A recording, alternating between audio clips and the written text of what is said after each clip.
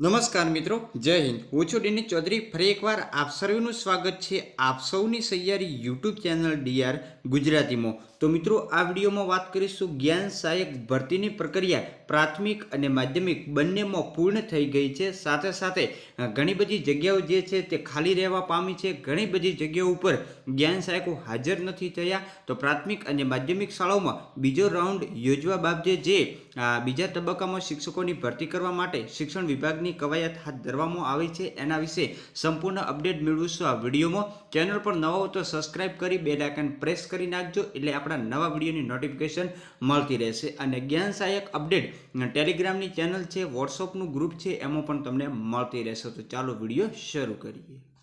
તો મિત્રો, વાત કરવામાં આવે તો સૌથી મોટું કારણ છે કે 21,000 પગારમાં ગામથી દૂર નોકરી જવું પોસાય તેમ નથી। 118 જ્ઞાન સહાયકોની પસંદગી થઈ, યોગ્ય સ્થળ ન મળતો 28 ગેરહાજર રહ્યા છે। માત્ર ને માત્ર આપણે એક જ જિલ્લાની વાત કરીએ છીએ। હવે બીજા તબક્કામાં શિક્ષકોની ભરતી કરવા શિક્ષણ વિભાગની કવાયત હાથ ધરવામાં આવશે અને કયા કારણોથી જ્ઞાન સહાયકો હાજર નથી થયા। તો સૌથી મોટું કારણ છે કે 21,000ના પગારમાં ઘરથી દૂર જવું પોસાય એમ નથી।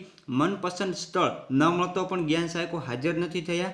ખાનગી સ્કૂલોમાં આ જે જ્ઞાન સહાયક કરતો પણ વધારે પગાર આપતા હોય છે અને અંતરિયાળ ગ્રામ વિસ્તારમાં શાળા હોવાના કારણે એમને શાળાઓ પસંદ ન હોવાના કારણે પણ મુખ્ય કારણ હોવા મળ્યું છે।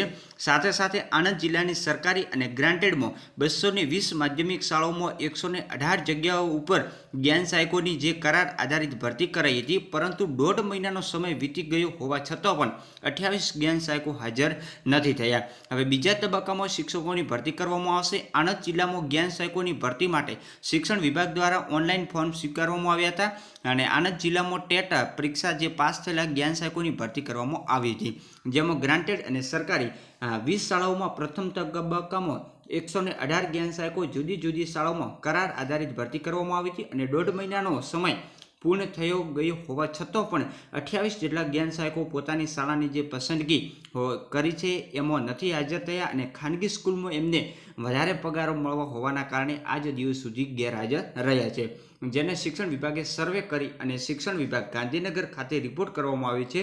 પરંતુ સરકારી અને ગ્રાન્ટેડ શાળામાં 28 શિક્ષકોની ઘટ પૂર્ણ કરવા માટે રાજ્ય સરકારે ઉચ્ચતર માધ્યમિક શાળાઓમાં જે નવેસરથી બીજા તબક્કામાં ભરતી કરવાનો આદેશ પણ કરેલો છે। અને અત્યારે મિત્રો, ઉચ્ચતર માધ્યમિકની ભરતી પ્રક્રિયા જે ચાલુ છે અને એના પછી માધ્યમિક શાળાઓનો બીજો તબક્કો પણ આવશે।